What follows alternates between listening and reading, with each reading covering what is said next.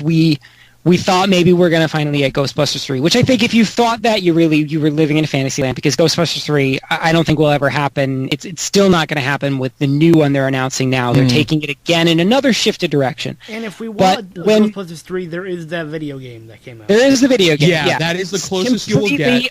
Yes. And so I do think that what I thought we were going to get, though, was a passing of the torch. Yes, a very good series that I think was representative of the franchise. And what ended up happening was there was a disconnect between Feig, what's the hell's his name? Paul Feig. Between him and Aykroyd, where what he thought were pivotal scenes, what he thought was important to the story and how he wanted it to go, was just undercut by the production team, by the director, by the producer.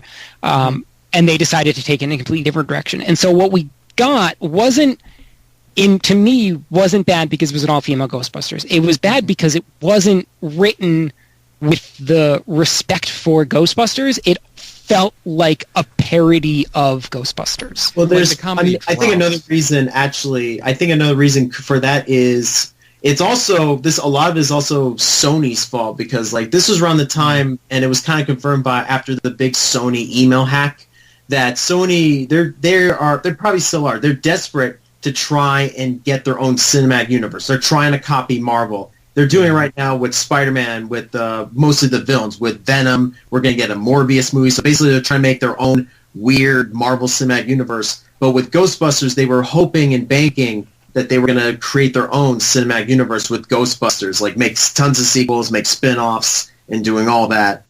You could argue that. You can also argue Sony's fault with no real clear direction. They're trying to rush in like Universal did with the Dark Universe, and we all know how that turned out. Yeah. Now, ended up? Oh, sorry. Continue. Well, I mean, to put a point here, which could get some good laughs. They had Chris Hemsworth playing like the secretary, which could have been funny. Which could have been funny, but it was weakly written. Chris, it wasn't even he. And this shows you that's actually a prime example that the issue with the movie wasn't the female characters per se. It was the writing. Yes, it was the writing was not good, because even somebody who we just went to the movie, we saw Alita, and in Alita they did the new MIB, and he's hilarious in that movie because he's being the Chris Hemsworth we want, but in this one they played him off as such a yutz side character that even his jokes were very deadpan and just didn't hit.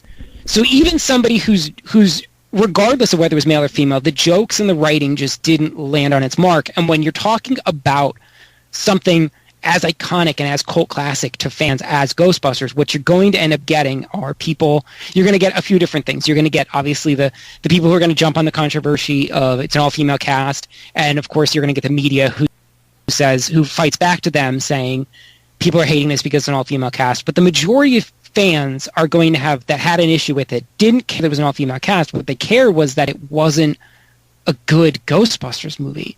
It was a half-rate Ghostbusters movie.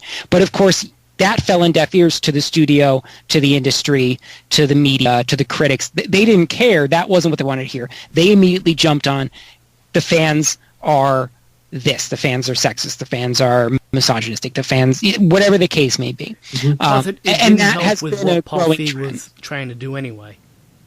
Yeah, and I don't want to push too hard because it's the same thing with Kathleen Kennedy, and we can say the same thing about Kevin Feige. There's some of them had a shift, and I don't really care if you write all female characters as long as just like the male characters, they're good because they're good female characters. Exactly. And let's make that our second talking point to get that out of the way, because I think that's very important to talk about bright and early.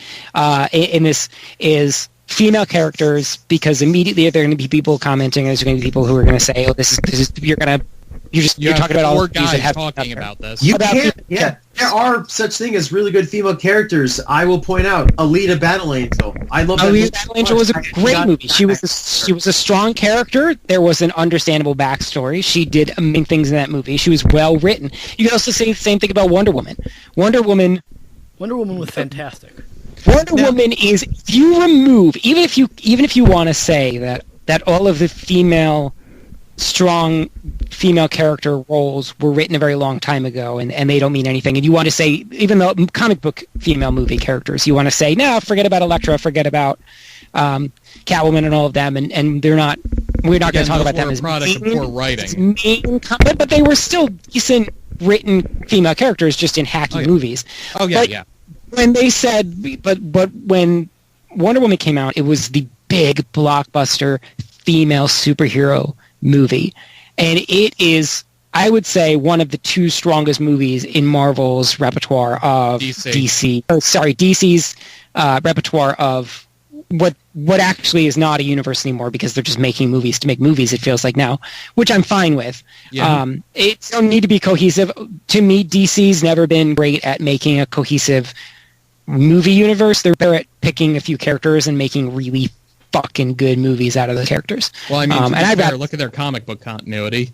Well, I mean, to be fair, at least their universe starts at World 1 or Earth 1. As opposed to Earth 6, where Marvel just didn't give a shit and started just randomly throwing universes whenever they whatever they wanted. At the point. Yeah, that's neither here nor there. But we should say that this has nothing to do with gender, female characters or male characters. It has to do with the quality of the writing, and the quality of the writing is important when you are working on something that is so fan loved. And that's why Wonder Woman was such a success, because Wonder Woman is a strong, very lead character in DC Comics. And so when she's done well, and that well, it's noticed by the fans and it's appreciated by the fans, and that's why it received overall good reviews. But now we can go into the opposition of a couple of times where movies that are big like that we'll say the new Star Wars movies, and we'll say the new Marvel movie, and we'll go one by one through those. That it's more to do with the quality of what's being given to the fans and the backlash that the fans are giving because of it, not if the main character has two X chromosomes or an XY chromosome, or is an alien. I don't really care. I mean, Gamora is a great female character.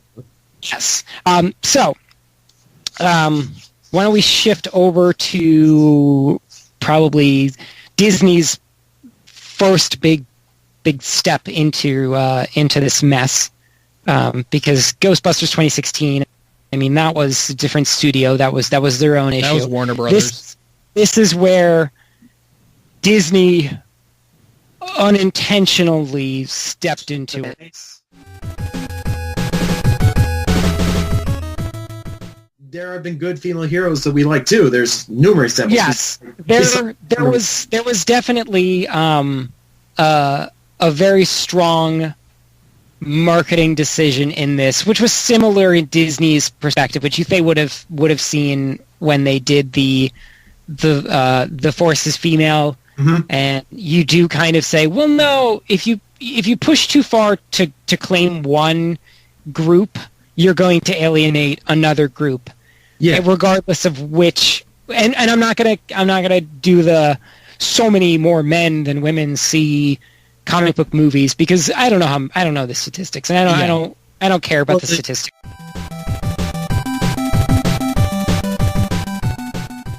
What have you?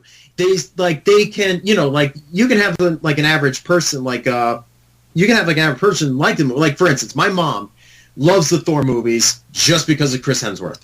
That's it. She loves the Thor movies. She'll watch them all, but she's not. I can promise you, she's not going to be going out seeing every single Marvel movie. She's not going out like I am, going to conventions. She's not buying toys. She's not buying collectibles. And I feel like that's what happened is, like, studios are kind of alienating us, like the more hardcore fans trying to go for this other group. And then when they're not getting a big return in money or whatever, they're wondering what's going on here. It's like, well, they're not as dedicated as we are.